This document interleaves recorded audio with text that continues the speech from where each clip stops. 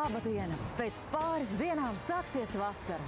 Par to prieks gan skolniekiem, gan dārza īpašniekiem, gan arī tiem zvēriem, kuri varēs izkrieties pēc sirds patikas. Šodien raidījumā skatieties, kā pēc rallijiem atpūšas Ēriks Ozoliņš ar savu suni, kā redz dzīvnieks, cik atbildīgam jābūt apsardzes sunim, kādos gadījumos lietot voljēru, kad izmantos suņu auklas pakalpojumus, kāpēc retrīvers varētu kļūt par astaiņu karali.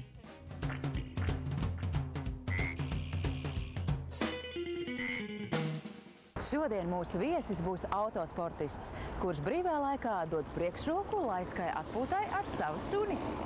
Stāsts par to, kā jaunais, talantīgais, godalgotais un ļoti ātrais autosportists kopā ar ģimeni meklēja un atrada savu ģimenes mīluli Niku, ir parasts un reizē arī neparasts. Šis mums jau ir trešais un arī bezšķirnes sunīts. Mēs visi esam krītuši uz bezšķirnes suņiem tieši. Bija tā, ka šo sunīti meklējām sākumā internetā pa sludinājumiem. Sākumā skatījāmies šķirnes sunīšus, pēc tam bezšķirnes. Bet beigās tomēr arī noslēdzāmies pa labu tiem bezšķirnes sunīšiem. Bet arī internetā mums neviens mūsu sirdīs neiekrita. Galvenie kritēriji izvēloties sunīti bija skaidri. Suņukam bija jābūt pietiekami mazam, lai tas varētu dzīvot arī dzīvoklī. Un galvenais, priekšroka tiktu dota tieši bezšķirnes suņukam. Šarms ir tajā, ka viņi ir īpašas personības. Bezšķirnes suņi, jo tāda otra pasaulē nav. Un ideālā mīluļa meklējumi turpinājās. Nolēmām, ka brauksim uz Rumbulas tirgu. Aizbraucām, kamēr izčamājāmies, tikmēr jau Rumbulas tirgus jau vērās ciet. Bet, beigās pie izējas vēl bija viens galdiņš palicis, un tur mūsu suns Nika gulēja uz galda, saritinājās kopā ar kaķīti.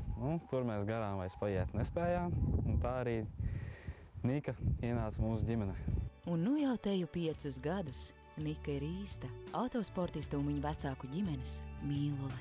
Tā jau viņa, ja pirmo reizi cilvēks viņu ierauga, liekas, ka viņa ir dusmīga. Teiksim, arī jūs sabraucāt, jums likās, ka tas suns tāds, nevar saprast. Bet, protams, kad viņa no sākuma visiem ir dusmīga, pēc minūtes viņa ir labākais draugs. Īstenībā mūsu suns ir ļoti paklausīgs, viņa neko nav sagrauzusi, kopš viņa ir ienākusi mūsu ģimenē.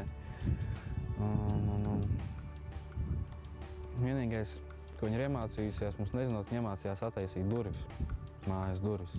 Tad pēkšņi viens izlaiž ārā un skatāmies pa logu, kad mūsu suns pārskraida. Tas mums bija tāds pārsteigums sākumā. Tā kā autosportista mājas pagalmā ir ierīkots dīķis, tad bieži viesi, protams, tajā ir arī savvaļas putni, pīles. Un pagājušajā vasarā piemājas dārzā palīdzību meklēja kāda savainota pīle, kurā ar ģimenes un, protams, Nikas atbalstu izdevās atlapt un atgriezties dabā. Kaimiņu kaķim arī patīk nākt šeit. Nika bija tā, kas to vienu pīli sargāja, lai tas kaķis nepienāk pārāk tuvu tai pīlei. Un gada beigās mums izdevās to pīli arī dabūt uz abām kājām, un viss bija kārtībā. Nevar iedomāties savu dzīvi bez dzīvniekiem, jo mums ir bijis tā, kad ir kādu brīdi māja ir bijusi tukša, bez dzīvniekiem ir tāds milzīgs tukšums mājā, kuru ļoti vēl gribās piepildīt.